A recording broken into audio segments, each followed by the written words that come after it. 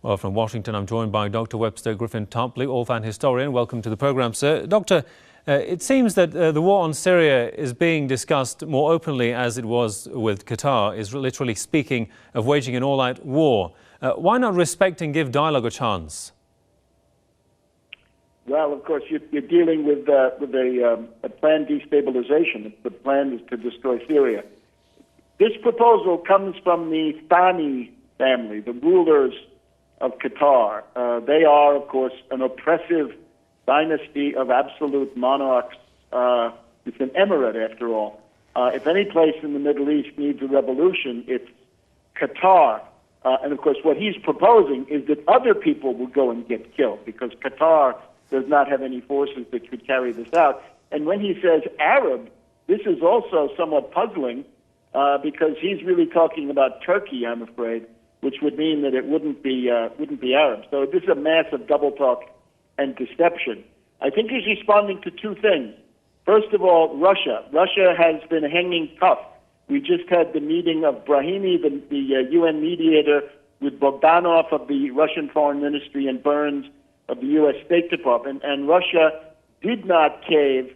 The U.S. was pressing to get the departure of Assad as a precondition to anything else, and that has been rejected. So the big push to try to break the will of Russia has failed, and that's a plus. Brahimi, of course, also condemned by Syria as being flagrantly biased. That would be useful if Russia would come out and say that Brahimi is flagrantly biased.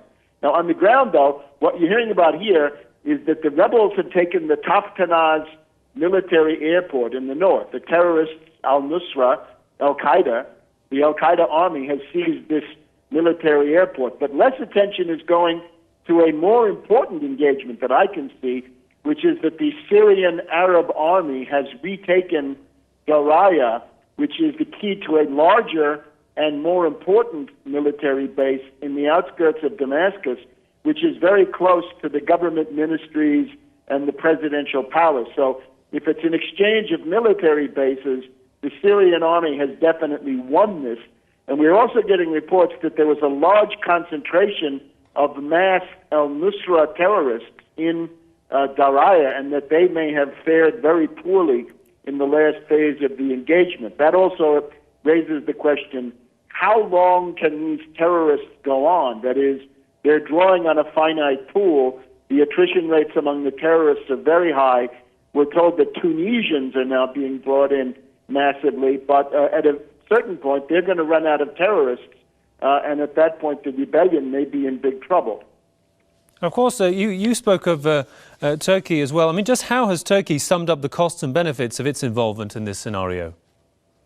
Well, they're far beyond any rational calculation. As I've tried to stress, it all started with Obama on the phone whispering sweet nothings into the ear of Erdogan, and now Erdogan has bet his entire prestige, and I'm afraid Foreign Minister Davutoglu also. So they've made this commitment, and they feel that if they can't go all the way, that will be a fatal blow to their political prospects, which it may well be.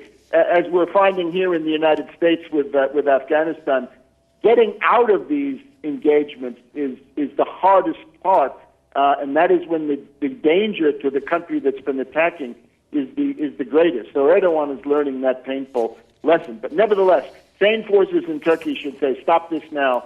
This is bad for Turkey. Indeed. Dr. Webster Griffin Tarpley, author and historian from Washington. Thanks for your thoughts there, sir.